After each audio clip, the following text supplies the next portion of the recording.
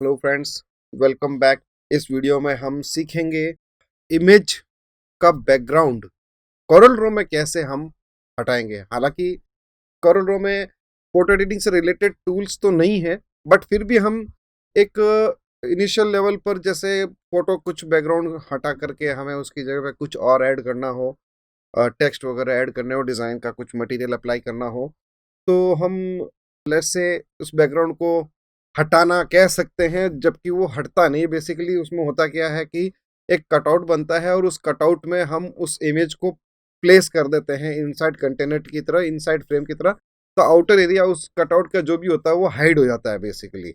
ये चीज होती है, इसको हम कहते हैं रिमूविंग बैकग्राउंड फ्रॉम इमेज। और ऐसे इमेजेस का कटआउट बना करके एक बैनर हम बना सकते हैं। तो लेट्स से हम कुछ इमेजेस ले लेते हैं, दो इमेजेस लेते हैं या एक ही इमेज लेते हैं, इंपोर्ट करेंगे इमेज को। और लेट्स से ये इमेज ले लेता हूँ, इसे मुझे बैकग्राउंड इसका कट करके इसके पीछे मुझे कुछ और बैकग्राउंड लगाना है। ठीक है, तो इसके लिए मैं ये करता हूँ। उसके लिए टूल यूज करेंगे पेन टूल। इस पेन टूल की खासियत ये है कि हम जहां पर भी क्लिक करते हैं वहां से लाइन स्टार्ट हो जाएगा, नेक्स्ट पॉइंट क्लिक करने पर ये लाइन आ जाएगी उस जगह पर।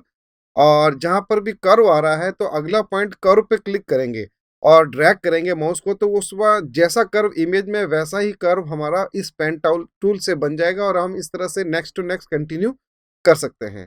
तो जैसे मैं स्टार्ट करता हूँ, यहाँ से मैंने स्टार्ट किया बॉटम से, यहाँ से लेके यहाँ तक सीधा रखा। नेक्स्ट कर्व मैं यहाँ लेना चाहता हूँ तो लेफ्ट क्लिक छोड़ूंगा नहीं, दबाए रखूंगा और जहां तक कर्व है इमेज में वहां तक मैं मेरा पेन टूल को ड्रैग करूंगा। तो ड्रैग करने पर ये वैसा शेप आ जाएगा, curved shape. Alt and left click से हम क्या करेंगे, लेफ्ट माउस क्लिक से हम ये जो इसका जो नोड है इस नोड पर क्लिक करेंगे ताकि इसका जो डायरेक्शन हैंडल जो ऊपर की तरफ जो था वो हट जाए और हम अपने हिसाब से अपना जो है मैनुअल उसका डायरेक्शन पॉइंट नोड क्लिक करके नया ड्रैगिंग करके एक नया कर्व बना सकें। तो ये तरीका होता है परफेक्ट कटआउट बनाने का। तो इसको हम रिमूविंग इमेज बैकग्राउंड कह सकते हैं। बेसिकली हो क्या रहा है, ये इस पेंसिल टूल से, सॉरी पेन टूल से एक कटआउट तैयार हो रहा है इमेज का। और ये कटआउट कंप्लीट होने के बाद हम इसका बैकग्राउंड जो है हाइड कर सकते हैं।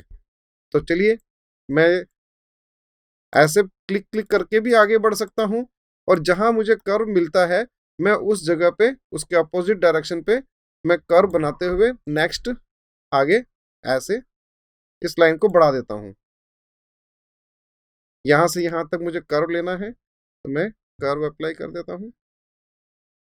ऐसा भी नहीं है कि हम इसको बाद में एडिट नहीं कर सकते। कर्व का कंप्लीट प्रोसीजर ये पूरा होने के बाद में कटआउट का हम जहां जहां नोड आपको दिख रहा है कि बाहर की तरफ चला गया है या ज्यादा अंदर का एरिया ले लिया है, तो उसको हम ऐसे एडिट भी कर सकते हैं बाद में इनके डायरेक्शन हैंडल्स को यूज करते हुए। तो मैं यहाँ पे कुछ कुछ जगहों पे थोड़ा गलत भी ले रहा हूँ, तो उसको हम सुधारेंगे। इसका तरीका ही यही है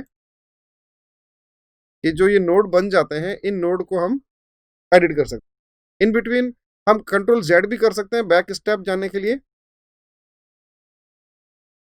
कंट्रोल जेड ये गड़बड़ हो गया तो यहाँ से मैं इधर इतना ही पॉइंट लेता हूँ, लेकिन डायरेक्शन हैंडल मैंने नहीं हटाया। ऑल्ट एंड लेफ्ट क्लिक से इसका डायरेक्शन हैंडल हटाएंगे, देन नेक्स्ट लाइन पे क्लिक करेंगे।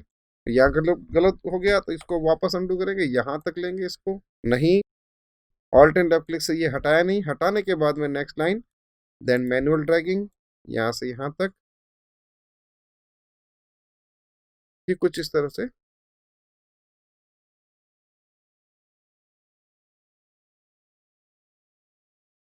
ये हमने एक कटआउट तैयार कर लिया है। अब क्या करना है कि बीच बीच में जो नोड एडिट करने हैं उसके लिए हम नोड को ऐसे सेलेक्ट करेंगे। जहां पर भी जो नोड हमें लगता है कि आउट ज़्यादा हो गया या इन ज़्यादा हो गया तो ऐसे हम एडिट कर सकते हैं उसको।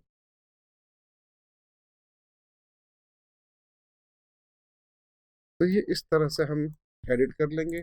अब बात आती है पावर क्लिप करना है। पावर क्लिप कैसे करेंगे, इस कटआउट को रिलीज करेंगे, छोड़ देंगे, इमेज को सेलेक्ट करेंगे, ऑब्जेक्ट मेन्यू में जाएंगे, power clip and place inside container, इस तरह से कंटेनर में। तो ये होता है फ्रेंड्स इमेज का बैकग्राउंड हटाना, बेसिकली हटा नहीं है, ये क्या हुआ है, एक कटआउट बन के उसमें पावर क्लिप हो गया, इमेज अभी भी है। जबकि दूसरे एडिटिंग एप्लीकेशंस में क्या होता है कि सिलेक्शन बना करके आउटर एरिया को हम डिलीट कर सकते हैं, उसकी जगह नया बैकग्राउंड ऐड कर सकते हैं। अब हम यहाँ पे कोई नया बैकग्राउंड ऐड करना चाहें इसके बैक साइड में, तो वो हम ऐड कर सकते हैं। एडिटिंग का मतलब ये होता है कि भी फोटो एडिटिंग के लिए एप्लीकेशन होती है बाकायदा। यहाँ पे हमने कटआउट बना करके उसमें इमेज पेस्ट किया है, इमेज प्लेस किया है इनसाइड कंटेनर। लेकिन जो गड़बड़ी वो होती है वो ये होती है कि जहाँ पे भी हमने ये पेन टूल बनाया है तो वहाँ ये हार्ड एजेस दिखाई देता है।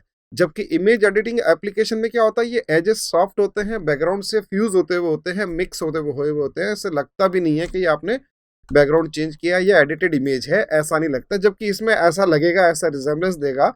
एक जो हार्डनेस है, इस हार्डनेस से पता लग जाता है।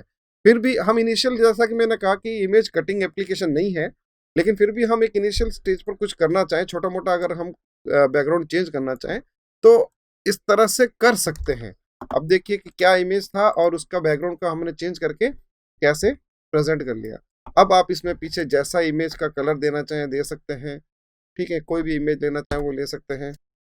ये लिया मैंने इमेज को, इस बैकग्राउंड को लिया। यहाँ इसकी जगह मैं अगर कोई इमेज लेना चाहूँ, सीनरी वगैरह यूज करना चाहूँ, तो मैं यहाँ से बैकग्राउंड के नाम से सेलेक्ट करता हूँ, ढूंढता हूँ बैकग्राउंड एज सच। ये कुछ हमें कलरफुल मिलते हैं, यहाँ से हम डाउनलोड कर लेंगे।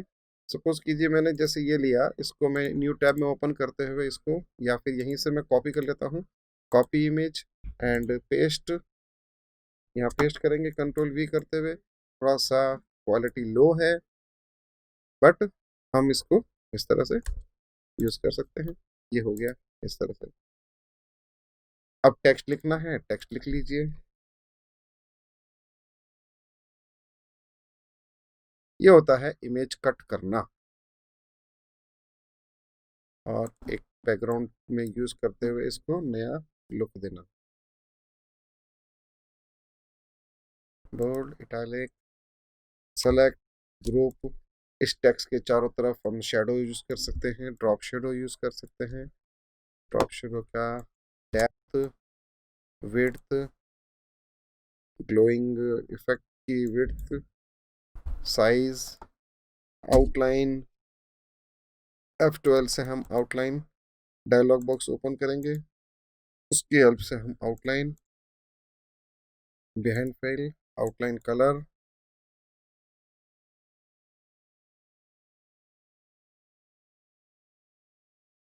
के।